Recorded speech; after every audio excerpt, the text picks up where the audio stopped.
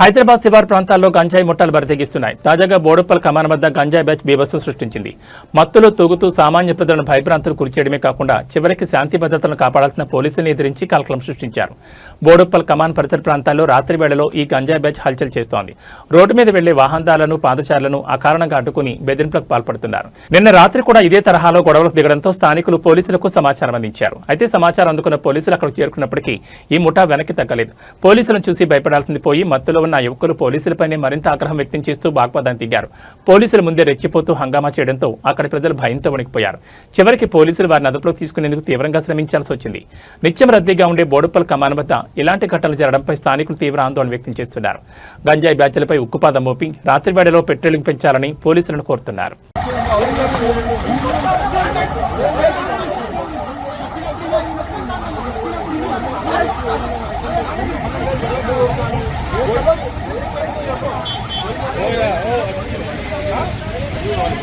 Media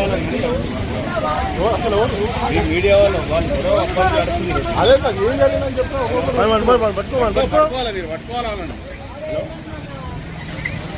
ఏ బోడుపోల మామూలు కాదు, పెద్ద గొడవ అక్క. మామూలు గొడవ కాదు, వందల మంది